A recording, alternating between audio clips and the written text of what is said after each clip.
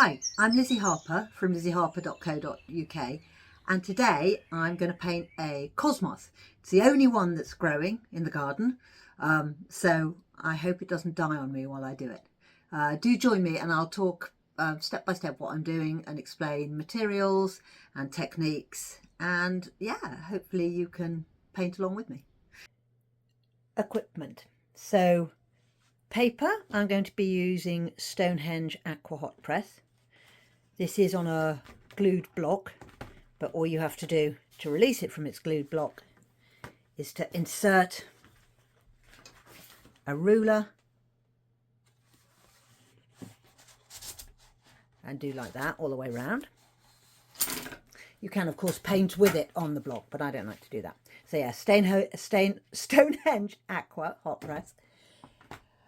Paints, I'm going to be using my trusty paint box, which I always do, which is mostly populated with Winsor & Newton watercolours. Certainly I will be using today cobalt blue, and I will also be using possibly permanent carmine, and these are both Winsor & Newton tubes, and I use those to top up my pans. I'll also be using Opera Rose. Now I seem to have lost my Winsor & Newton Opera Rose, but I do have some in the pan, and this is Jackson's, but there are lots and lots of Opera Rose, and when you're painting a cosmos or a bright pink flower, it's a wonderful colour to be used. Here's some of it ready in the pan. Bit dirty, there's a bit blue in there, I'll have to look out for that.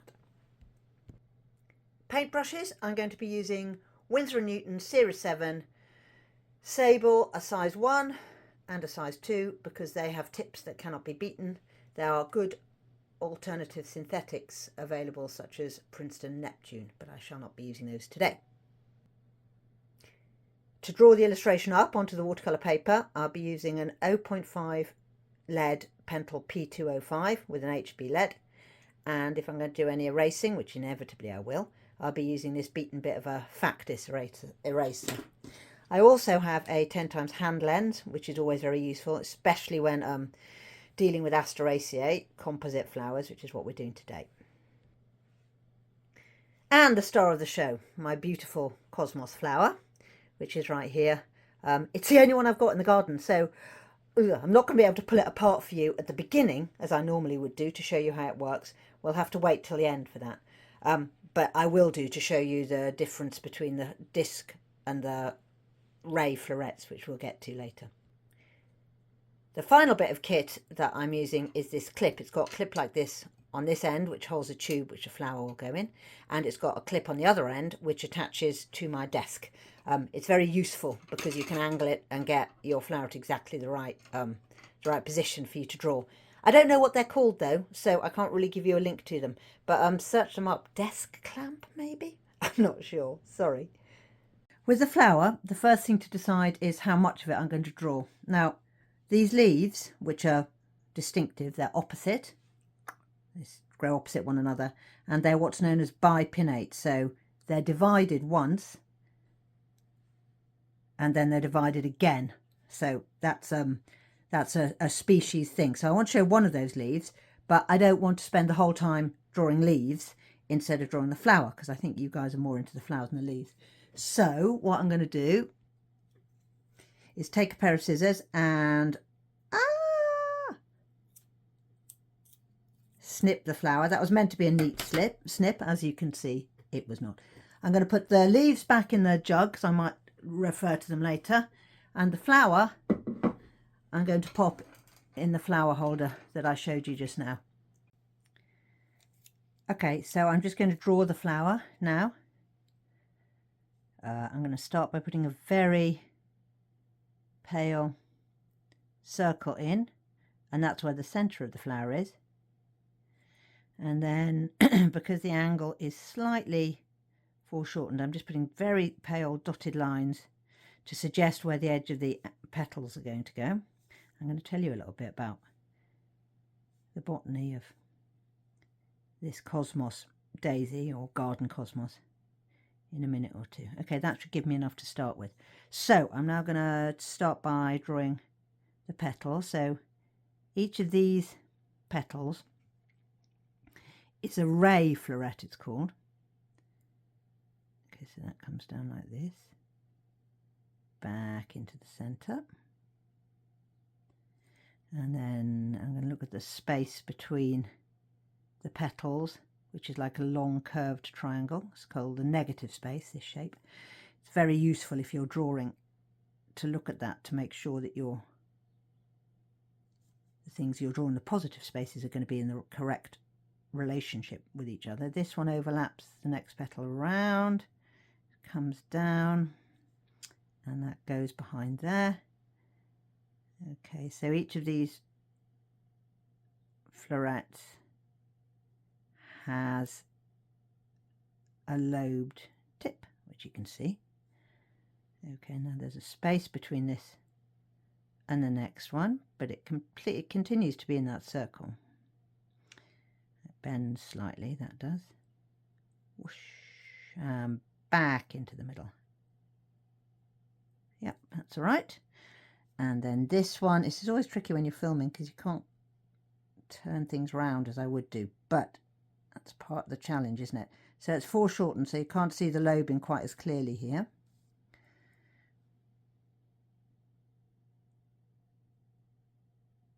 Okay, that one's done.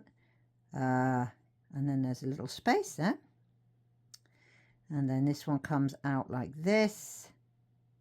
Does it go away from the... Yes, it's opposite there. Always look to see if you can see relationships between elements of your drawing that you've already drawn and elements which are not yet on the page, because that will tell you whether or not you're putting the elements in the right position, if that makes sense. I don't think it does. Okay, this one, so that this comes out from here, and we can still see the lobing of this. It looks very broad. It does. That's not right. That's not right.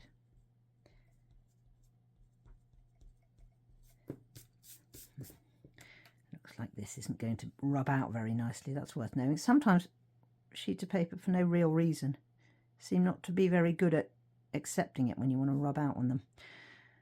It's one of the foibles of our career. Okay, there we go. This one, what do we got? We got 1, 2, yeah, there's another one here, and then this one. Okay, that's going to work out. Then we're going to come full circle, which is what I wanted. Okay, and then there's that lobing just there, and that's quite a broad one, so it comes in like that. Okay, and finally we have this that folds there. Well, that makes sense. Okay, and then finally the last petal, it's not a petal, but I'll tell you about that in a sec, is here. And again, the lobing there is very clear.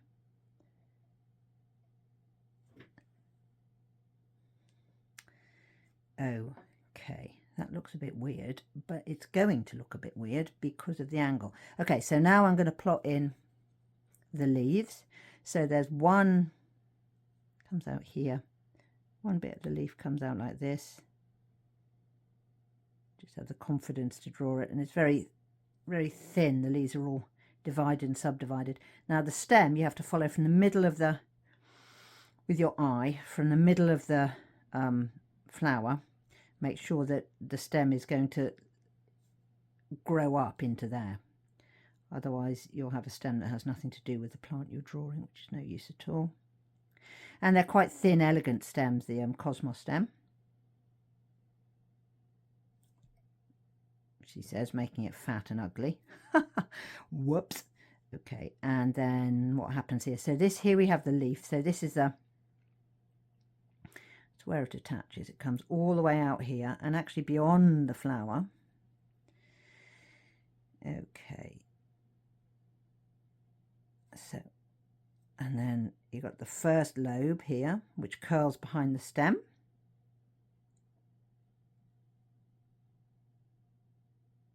Eleganza, very pretty. And actually it splits behind the stem, but that's going to look compositionally weird, so I'm going to bring the split a tiny bit forward. Doesn't make much difference. Okay, and then a little bit here. This side is opposite, and we've got one bifurcation there, one little lobe. They're very thin, these leaves. They're much reduced. They look almost, when you see a patch of cosmos in the garden, they look almost like their leaves are like ferns. They're very pretty. Okay, up we go, and they're quite wide. So each of these lobes, each of these leaf lobes, is quite widely spaced from the other one. Okay, that's compositionally that's slightly problematic, but let's see what happens when I put in the opposite. Okay, and there's a little divot here. I'll bend and pop that in. Be true to nature, even recording the damage that might have afflicted the specimen you're drawing. Often it makes it look more realistic if it's not perfect. Coming up again, and the space between those is slightly lessened here.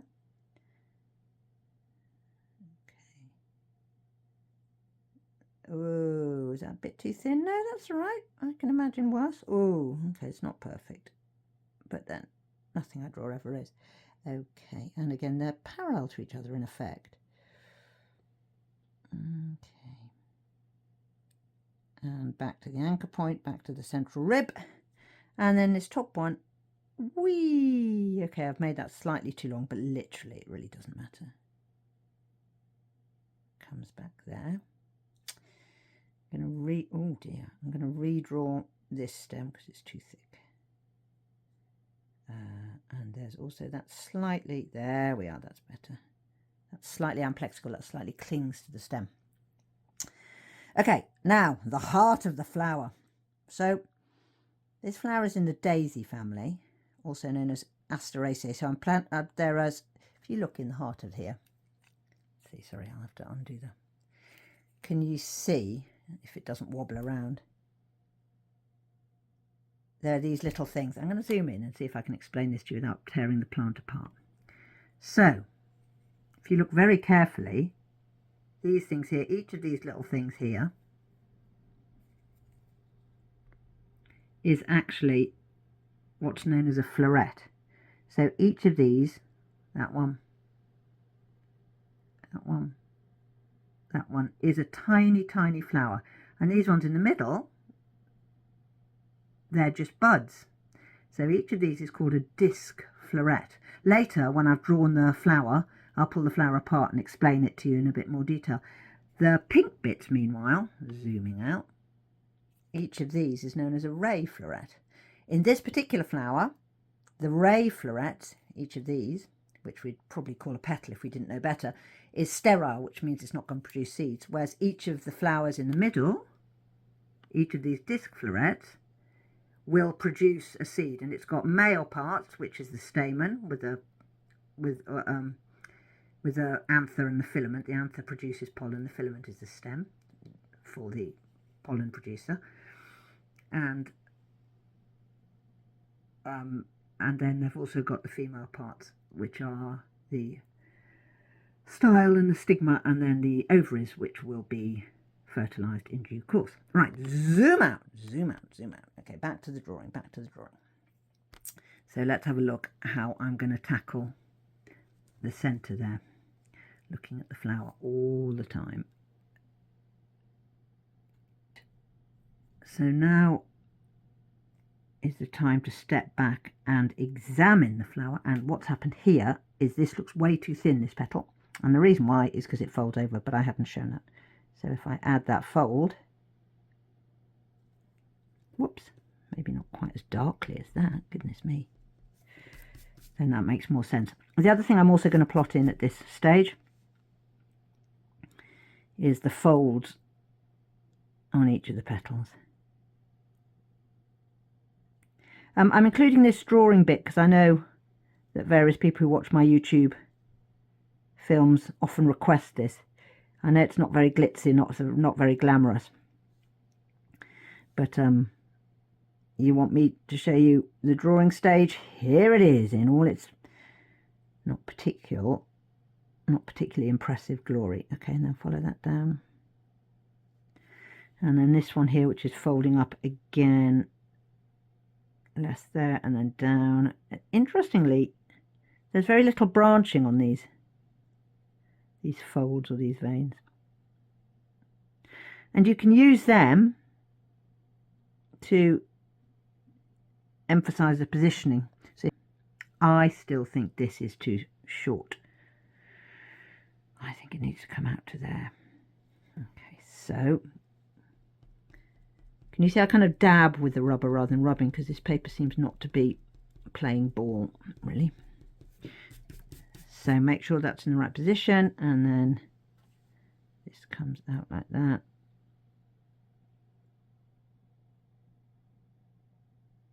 The other thing is that even though you might not think it, flowers do change shape. That will not have happened this, because I've only just picked it. But over the course of a day, the elements of the flowers, the petals and things, are liable to move around. So sometimes if you do a drawing and you know it's been accurate and it's suddenly all gone wrong, it isn't actually your fault. It's that it's all moved. And also when I hold the flower, I keep moving it, which is no good at all. Colour mixing next. It's always important to have a clean paint box and also to have a clean water supply, which I do here. I've just got it. It's just tap water. Mix your paintings, don't do that. Mix your paints with a beaten up brush. That won't compromise the tip of the paint of the brush that you're painting with. I'm going to start by thinking about getting these petals in, and I know as a good beginning that is going to need some opera pink, which is that. So what I'm thinking, and I'm ready to be proved wrong, is that the colours I'm going to need to do this colour matching are very, very simple. A lot of colours in nature are either this colour or a similar version of this colour, and you can mix it by mixing opera pink, opera rose. I always call it opera pink. It's not. It's opera rose with, and I've got some here, cobalt blue. So let's see if we can get the right ratio.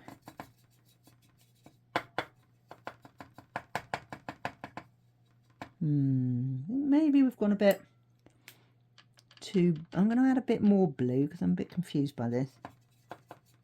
There we go. Okay, that's right. But to get it right, it needs to be paler.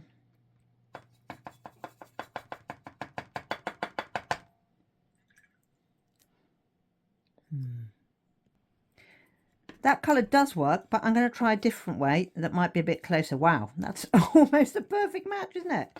So that there is cobalt violet, but it's not quite bright enough, and it's a bit of a weak colour. So I'm going to add a tiny, tiny bit of our opera rose to give it a bit of a kick. Oh, it's raining again, very hard. And some water to make it a little easier to work with. A bit more of that cobalt violet. There we go. So that's the colour I'm going to be using. Ditch that one. It's close. It's not close enough. I need it to be a perfect match. Always hold your subject right up to your colour mix to make sure it looks right. And remember, paint will dry a slightly different colour than it looks when you're mixing it. So with that mix, I'm literally going to start by just outlining the petals. I rotate the brush in the paint to get a nice point. So I'm going to outline the petals using a very gentle touch. If you want to be sure you're going to get a nice straight line, look at the end destination rather than the tip of your brush. I'm also going to plot in these folds. There we go. I got the flower right on hand. It's right next to me, staring at me balefully. Okay. And just pulling that colour into the heart of the flower, into the centre of the flower. So with the Asteraceae, these compound flowers, all of them are like this. They all are made up of disc florets, which are very tiny and are at the centre of the flower. and of ray florets, which tend to be on the outside. However, there's an enormous amount of variety. Some plants in this family only have disc florets. Some only have ray florets. Some will adapt their disc florets so they look a bit like ray florets. I'm thinking of things like cornflowers and knapweed. And there's an enormous variety. They're a very successful wildflower family. So you've got all the daisies, you've got all the thistles, you've got marigolds, you've got I can't remember anymore now, which is ridiculous because they're so ubiquitous. But yeah, they're very, very common. So if you, anytime you see a flower which looks like it's got a middle and then what, when I was a child, I would have called petals, which is what I'm drawing now, take a closer look with a hand lens and make sure that you haven't got a nest of disc florets in the heart of the flower, because I think you probably will find you do. And the way that the disc florets are laid out, for those of you with a mathematical bent, it's often in a kind of spiral. It's visually very pleasing. So it's known as a Fibonacci spiral. Okay. So you can see I'm literally just outlining and putting the veins in. Not adding any lights or darks, nothing like that. Just placing the colour over the pencil lines. When I press harder with the brush, I get a darker line. When I press lighter with the brush, I get a lighter line.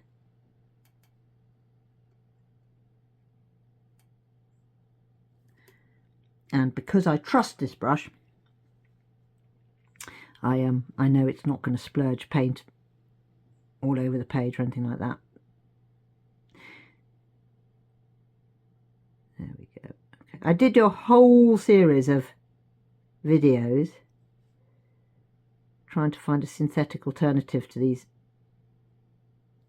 series 7 brushes that I use, and there are some really, really good contenders. Eventually I settled on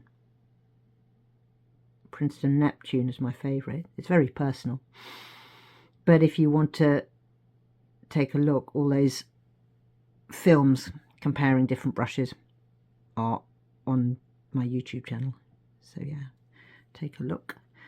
Okay, so I'm just gonna, I messed that up, didn't I? Oh, I'm going to do one more with you guys, and then I'm just going to make my way around the flower and speed it up, because it's a lot of illustration is just doing the same thing over and over again, right? And this is very much like that. It's just laying down the colour for each and every petal. Oh, petal, look at me. I'm getting my terminology wrong. Each and every ray floret.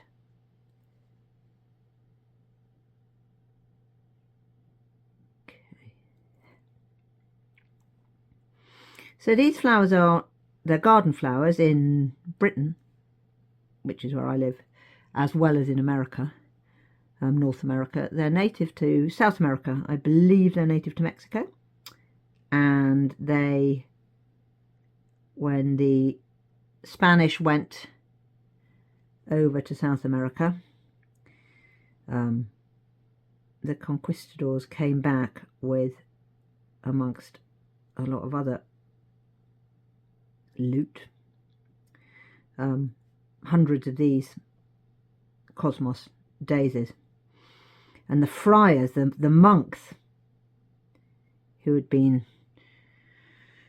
doing their Christian stuff out in South America thought the flowers were so very beautiful that they were an echo of heaven. They were heavenly, and gave them their name Cosmos, after the cosmos. The Latin name for these is Cosmos bipinnatus. And the bipinnatus, bi means two, pinnatus means divided. That's to do with the divided leaves, the fern-like divided leaves that we've already talked about. So anyway, so they brought loads of these flowers back with them to Madrid, and they were grown, and England and Britain and Spain weren't best friends during that sort of time, the kind of 1500s, 1600s. But eventually, I think in 1776 or maybe 1786, finally somebody, and I believe it was the wife of the Spanish ambassador, was permitted to have a cosmos, and pretty soon afterwards they became common garden plants over here in Britain as well. And from there, weirdly, instead of coming up from Mexico, from there, weirdly, they made their way over to North America. So there you are, the history of the cosmos.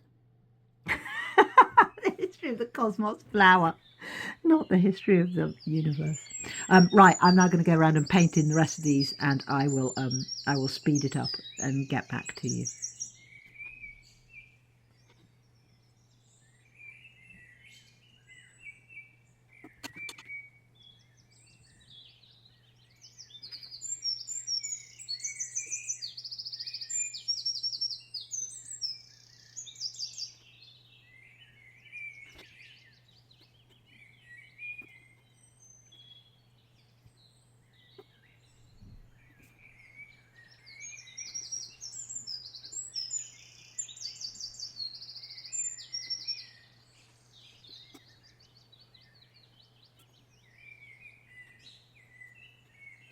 So now the next thing is to add a little more colour to those petals.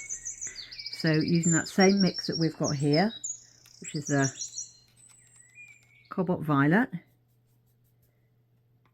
but this time I'm going to use a little more opera pink. It's a bit of a weak colour, cobalt violet. It's annoying me. I want something a bit bulkier, so I need the opera pink for that to bulk it all up a bit. So can you see, it's quite a watery mix. But it's got a bit more bulk to it than the initial one. Now, to get that point on the brush, I'm twisting the brush in the paint like that. Do you see? It gives you a really good point. Right. So what am I doing now? First thing I'm doing is look at the flower. What's going on? Okay. Ah, there's a little beetle coming out the flower. That's cute. Okay, so I'm adding a certain amount of bulk to each and every petal using the lines that I've already plotted in as my guides. Okay. And now I'm starting to also look for, not just think about colour, but also think about tonality, lights and darks. So which corners of the petal are lighter than other corners?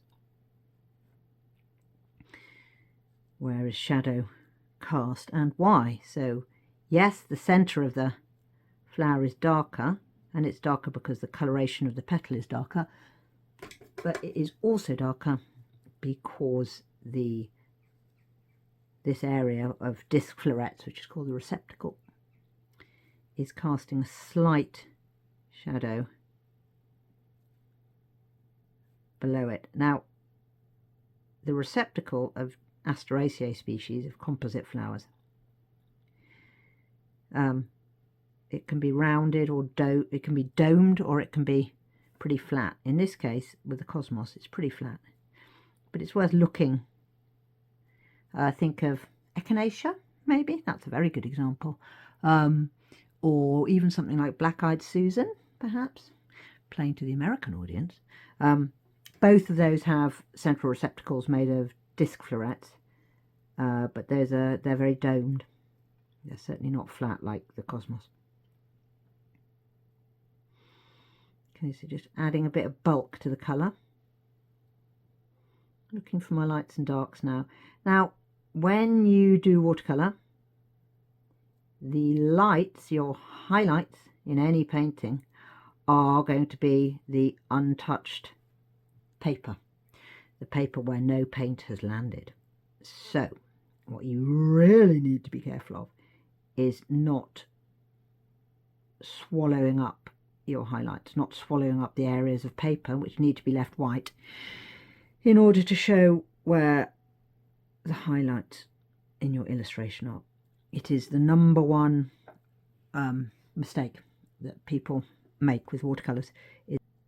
So the cosmos is a very good, I love that. Just every time I say the cosmos, it cracks me up because I feel like I'm talking about the universe as a whole. The cosmos is a good thing to grow in your garden, if you're lucky enough to have a garden, because they're pretty easy to grow from seed. They're kind of hardy. I mean, if you want a massive show of flowers, then yes, you need to water them and be on it and all that stuff. But if you just want them to live, which is kind of my baseline, I'm a very bad gardener. So just being alive is really what I look for from a plant. They're quite drought resistant, so you can get away with not watering them for a bit, stuff like that. Ooh, that's a bit weird. They're also very good for pollinators, so butterflies, beetles, bees really like them. And they also attract things like hoverflies and Ichneumon wasps and tachinid flies and lacewings, and those little babies, especially if you're into your organic gardening, those little babies are wonderful to have in the garden because they will take care of the pests that come for your other stuff. So they will parasitize caterpillars or take out aphids, things like that. If you do have lacewings in your garden, and if you know what a lacewing larva looks like, it is worth following one around for a little while with a hand lens, because they are like tigers. They're voracious predators. Seeing them terminate an aphid is an emotionally draining experience.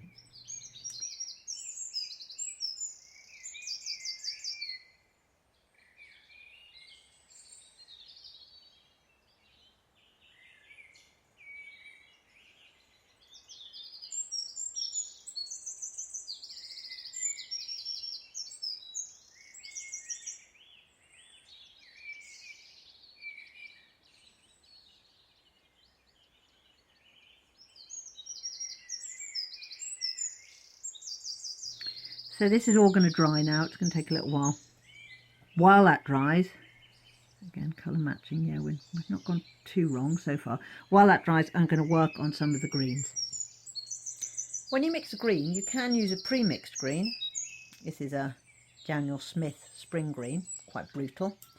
This is a Winsor & Newton sap green, also quite brutal. But your best bet is either to mix your own from yellows or blues, or to use these as a starting point. So looking at the green of the cosmos leaves, they're kind of sap green, but they're a bit cleaner than that. So I'm adding a little cadmium lemon. Yeah, that's not far off. And a tiny touch of yellow ochre as well. You see what I'm doing now, this is why you always have to clean your paint box at the end of every illustration, because otherwise you soil your little paint pans. Okay, that looks pretty close to me. Okay, so I pulled this leaf off the bit of the plant I'm not actually painting, and can you see the leaf blades each have a white midrib, so we're going to have to respect that. But other than that, they should be pretty easy to paint, actually. They don't look too challenging. So as always, I'm going to start by outlining.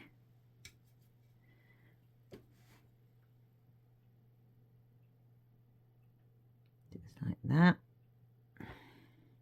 And looking very carefully to see what's going on where each of these parts of the leaf anchors onto the central axis. Okay, so for now, literally just outlining. I'm also going to put that there so that I'm not tempted to go back and mess around in there. That's now out of bounds, that little junction. Oh, it goes out saying that between working on the flower and doing these greens, I've changed my water. Always keep your water nice and clean. Okay, this bit comes up behind. Don't smudge what you've painted. Whatever you do, don't smudge what you've painted. And again, I'm going to take the opportunity to put that there. Show there's a shadow there.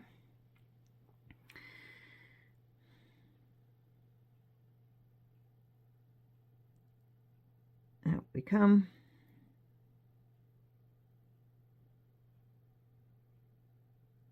Always anchoring the paint mark where you want the darkest lines, darkest area to be. So for me, that's always the leaf tip. I like a dark leaf tip. I think it looks elegant. Okay, this is where it joins to the stem.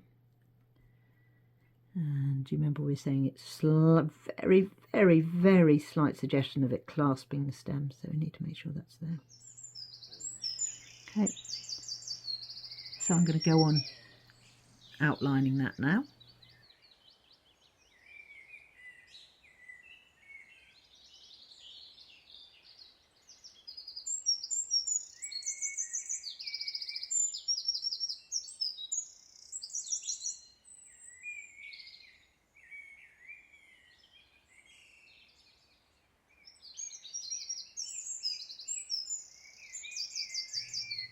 So what I've done here is I've put in these lines as well as the outlines, and these are the white veins. I would have done them on camera, but I had a panic because they were very fiddly, and I thought if I did them on camera then I was going to really mess it up and I needed to focus.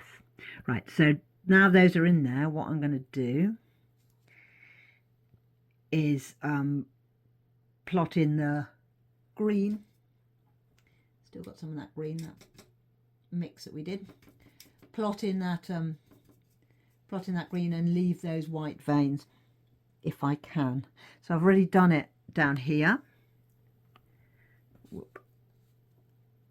I've done it down there, and so this is the effect that I want to do on all the other leaflets as well. So let's get that where you can see what I'm doing. Okay. So it's quite watery. And just need to leave that central white line to show that central white vein. So just on the top of it there, and then the bottom here. You might find when you do fiddly things and you're illustrating, if you're anything like me, that you stop breathing when it gets challenging. I'm sure there's a biological reason for that. Oh, but I don't know what it might be. Okay, so those ones. Now it's very important not to smudge as well. That's another challenge. Again, following up to the tip.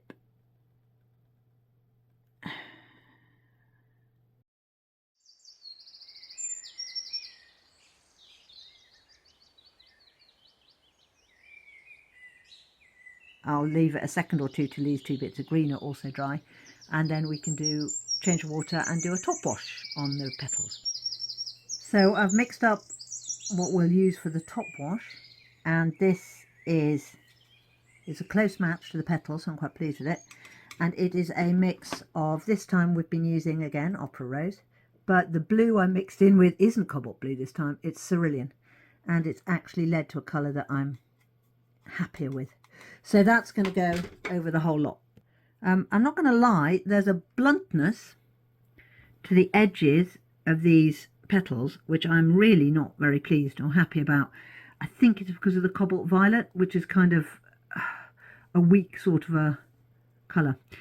Anyway, we'll have to fix that at a later stage.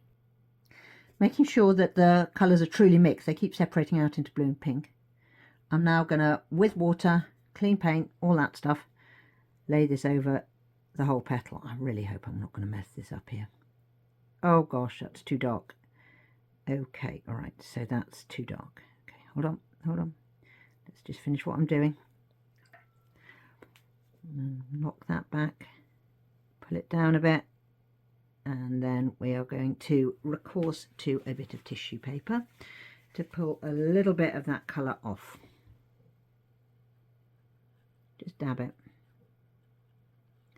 See, it swallowed up all the lines that we'd done. Okay, so that's worth knowing. So what I need to do is dilute it for the rest of them. So I'm adding water to the mix, more clean water. Now let's see if we approach it now. It's not ideal, but it's better. I'm really not loving that cobalt violet. It's made everything horribly grainy. I should know to avoid it. I've fallen into this trap before.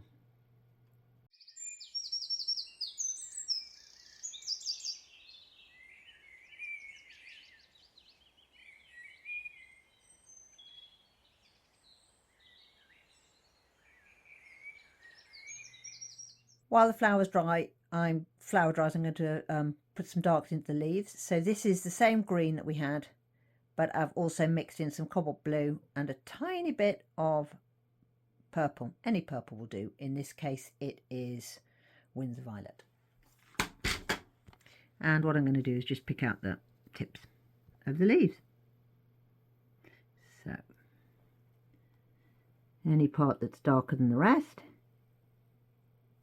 just gently accentuate it.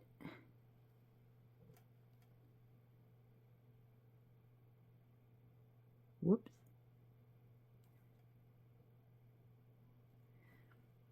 Working all the way around the plant.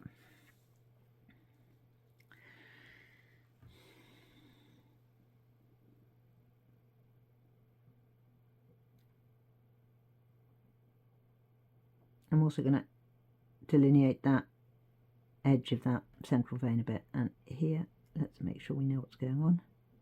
Sharpen it up.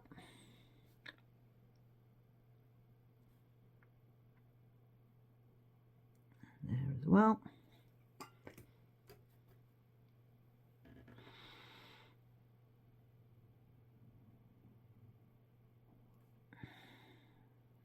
And here where it bends there's a bit of shadow, so we need to include that.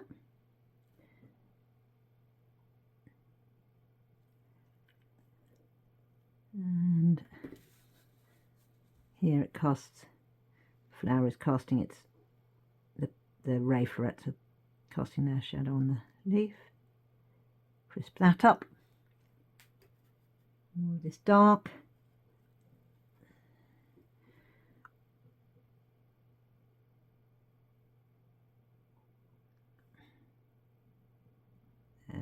As well. Tip. And there. Nearly there. I told you that once we've got the initial bits down, this was going to be easy enough to deal with. We're also going to do the stem. So, using the same green as before, which was a sap green, a lemon yellow, and a tiny touch of yellow ochre, we're going to dilute that a little bit. Ooh, wrong bit. And then we're literally going to, without smudging what we've just been working on, lay down a thicker line on the right hand side. And look, that's where it blends in. We're going to do something else cunning in a minute. And on the left hand side, a thinner line, if I can manage it. Not messing up too much. And now we're going to dilute that mix, that yellowish mix, and put it over the whole of the leaf.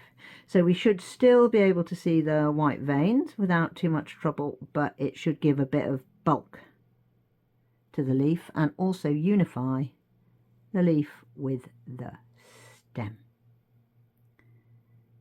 making sure they don't blend into one another, mind you. And I've left a tiny bit of white just on the bend there, so that you can tell that those white veins are there. I've mixed up some permanent magenta, it's down there, with some more opera rose to get this very vibrant colour. And what I'm going to do now is in the heart of the flower, if you can see, around where the petals join to the receptacle, it's much darker, it glows a little. So I'm going to bring that out, and hopefully that will help bring out some more interest in the petals, because the petals are annoying me right now. Okay, so making sure everything that's dry is dry. Let's add some of this.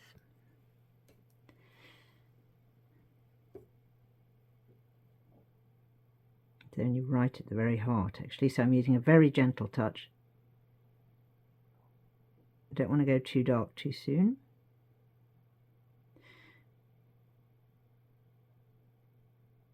That is really quite dark. It's correct, but it really is quite dark. And I've also very cleverly put my hand on the wet leaf. I thought it was dry. Doesn't matter, luckily it hasn't smudged. Okay. This one, again, we're going to bring out this dark area.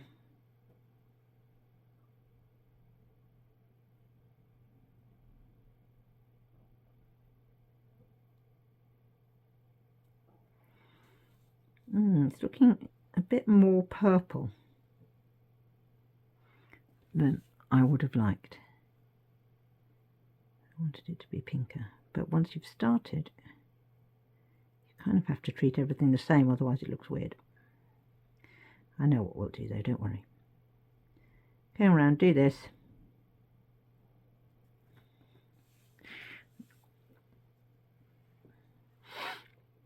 Also, it gives us a chance to delineate between petals that overlap. And pulling into the centre.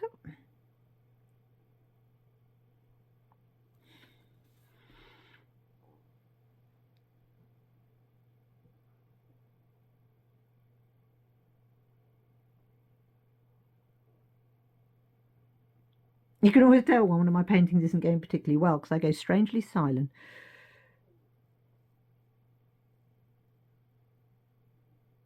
There we go.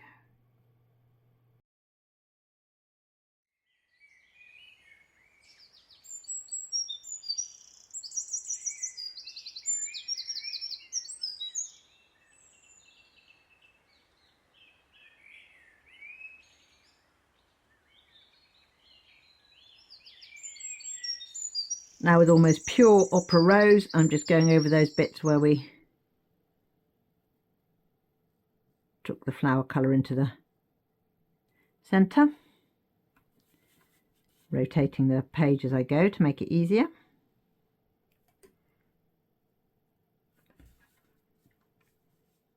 That's better, it's looking brighter already.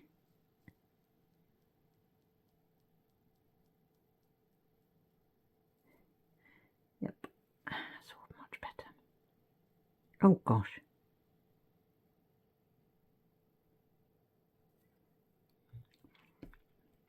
Soften that line with a bit of water. Continuing around the flower.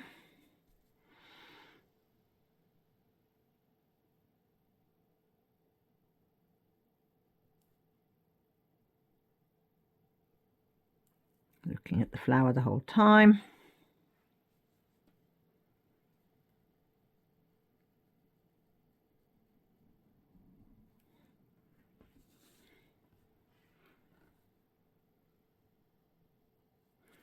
Okay, now I'm also going to use that same almost pure opera rose but slightly diluted to work into the shadows between the petals.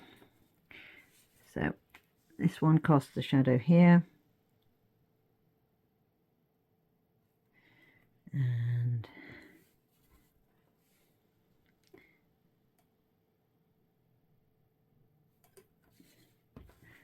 these two at the top. I'm going to zoom out a bit actually.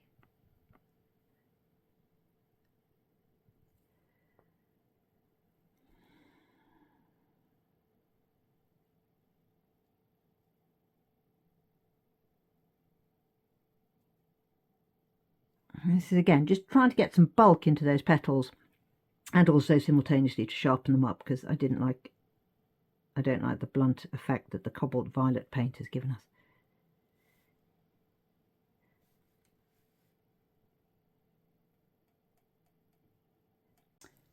The colour was still too flat, so now literally this is pure opera rose, a lot of water, and I'm whapping it on every petal, and then we're going to go zooming into the middle to do the disc florets, because I'm over these ray florets. It's not worked nearly as well as I would have liked them. I'm quite disappointed, but there we are. Okay, just over the whole lot.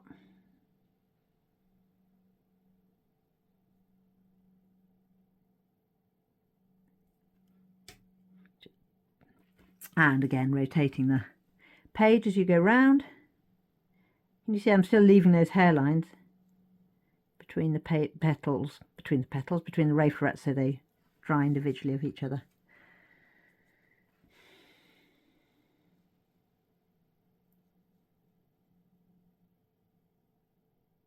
Okay.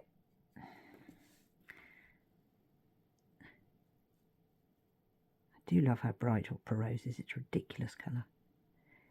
There used to be a lot of talk about it being fugitive, so some paint colours will fade very quickly, especially when exposed to light, and opera rose was meant to be one of those, but there have been various tests done by the manufacturers which suggest that's not necessarily true, so who knows. We'll probably get away with it. You do need to say that if you do a painting for somebody and they're planning on framing it and you're using watercolours, it's always worth pointing out that that you should frame behind ultraviolet resistant glass. That reduces the chance of fading. Just taking another look at the leaves, and there's a little bit of red down here, so that will be quite nice actually, because it's going to bring the leaves more in line with the flower. Only a very small amount right here.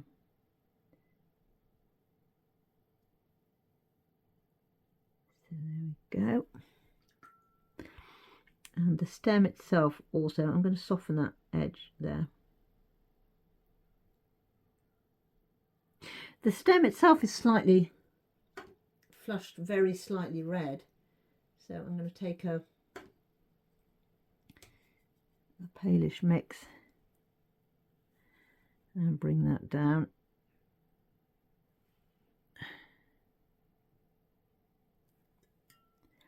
It's just a wash, this is a pink wash. I don't want it to go too far too fast.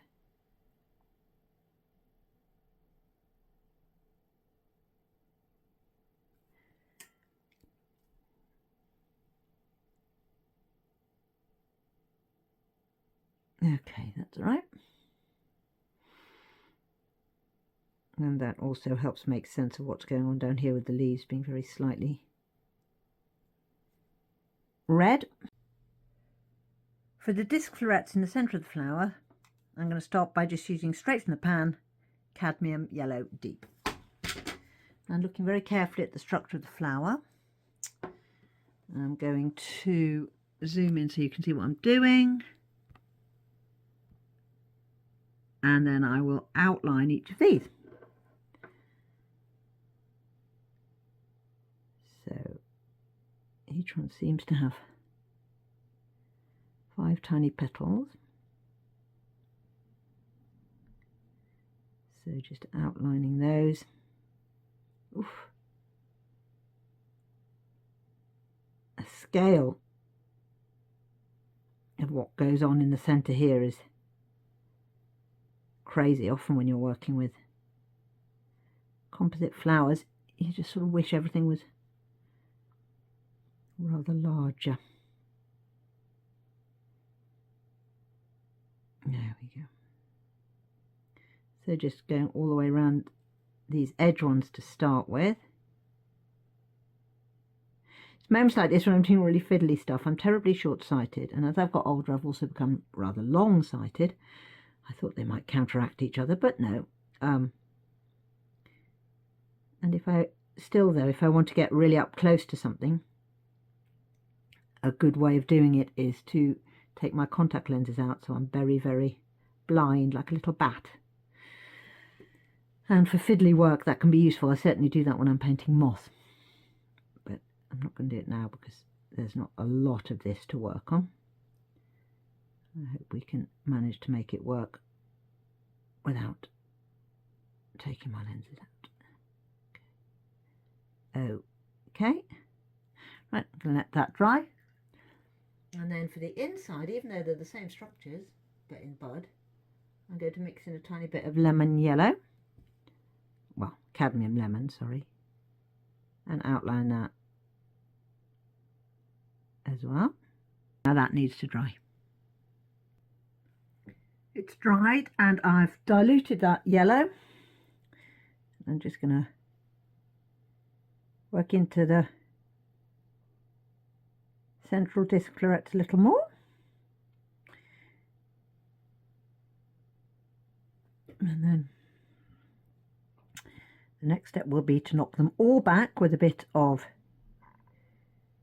probably cadmium lemon. And then pick out the darks. Okay. Now I'm going to put a top wash of cadmium lemon on. And then we'll have most of the elements of the disc florets in place.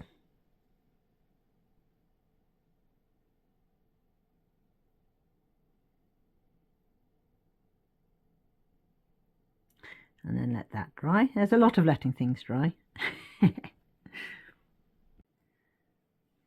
I'm exaggerating, well, not exaggerating, but I'm working into the the darks in the center using pure, quite thick permanent magenta to try and give the flower the kick that it needs. So it's just a matter of taking these a little bit darker. And it's very, very pretty where the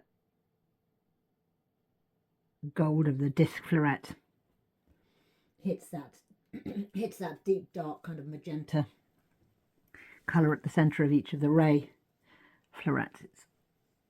That's what makes the flower glow. So we're trying to capture something of that. Now working in. Who knew it stopped raining? It's a first for today. Okay, and then here there's much darker. Always looking at your subject as much as you can. Ah, that's coming together nicely now. And this one's the last one, I think. I suppose, perhaps, having a film where I'm partially struggling is no bad thing. And it goes to show you that it isn't all sunbeams and roses. Sometimes it can be hard to make an illustration work. So I picked out those dark bits, and I'm now going to add a tiny bit of softer colour to them. Again, it's the same permanent magenta, but just with a little bit of water to make a tint of it. And then using the darker yellow that we used to start with, the cadmium yellow dark, I'm going to pick out the darks between these little babies, and we'll accentuate that in just a second with a tiny bit more that permanent magenta just in the very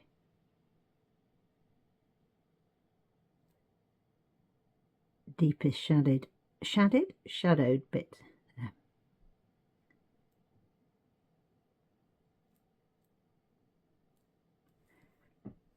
Okay. So here I've mixed up cobalt blue and Windsor violet, and it's good for shadows, and it's the last thing we're going to do to this illustration.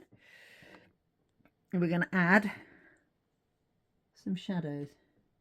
So I'm going to dilute it with a bit of water, and then we're going to put a shadow under here, where the flower casts a shadow onto the stem. I'm going to accentuate the shadow where this petal falls onto that leaf. I'm going to put a little bit of shadowing in here. These curved petals haven't worked very well for me, so I don't want to really draw attention to them any more than is strictly necessary. There. Right, finished. Right, now that we've painted the flower, let's have a look at what the structure of it is. So we're going to zoom all the way in. Okay, so these, as I said, are ray florets. So I'm going to pull one off. But I'll pull a couple off. Okay. And then I'm going to pull out some of these as well, and we'll see if we can get a bit of a understanding. Okay, so we have here a ray floret, and this bit here is almost like a little tube. So the bits of the flower, if this wasn't sterile, there'd be stamens and stuff coming out just here. So here are one there, two more here. So these are each individual ray florets. Yep. Whoops. And there's between, I think between 7 and 9 per cosmos. Okay, now let's see if we can get a grip on these. So each of these little things is called a disc floret. And can you see, if I move them about maybe with the nib of my pen, can you see that each one is in its own right a little flower? So we have, I'm going to try and pull this one into the frame as well. So we have, this one's probably the easiest one to see. So here's the flowering structure, the corolla.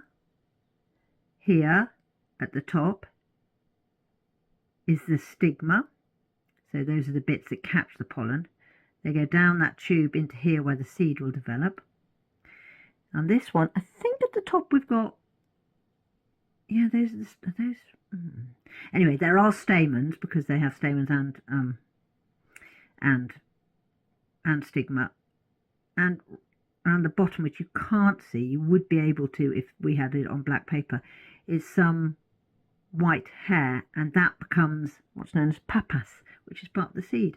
So each of these little individual tiny things is a disc floret. So yeah, so each of these markings here is a millimetre. There you go. The other thing to look out for, zooming out, is behind a composite flower, an Asteraceae, you often have this structure, and these are called the involucral bracts, or the filaries. And in this case, there's 2 rows of them.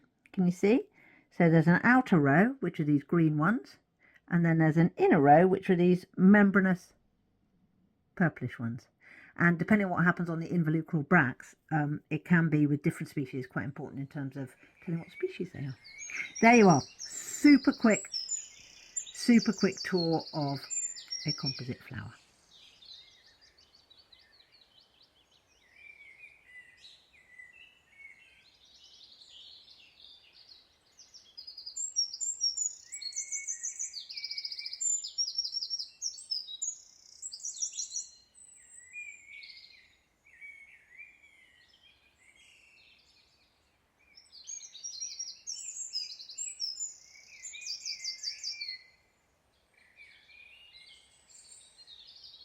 Well, thanks for going through that slightly traumatic botanical illustration of a cosmos. I'm not pleased with the illustration, I'm not going to kid you. It's competent, it's good enough. I think I really struggled with the cobalt violet, which was a little bit muckier than I wanted. Yeah, it's fine. I redeemed it, but it wasn't my finest hour, definitely. But anyway, I think that's quite important, so that those of you, you know, who are painting along understand that sometimes things don't go great, and sometimes good enough is okay. Anyway, to see more of my work, please visit my website, lizzieharper.co.uk, and also please like and subscribe to these videos. Yeah, and thank you very much for spending time with me today. I hope it was useful, and I really enjoy and appreciate your company, and also the loyalty of the people who watch all my films and leave comments and stuff. It means a lot, guys. Anyway, yeah, have a lovely rest of your day, and thanks again. Bye. See you next time.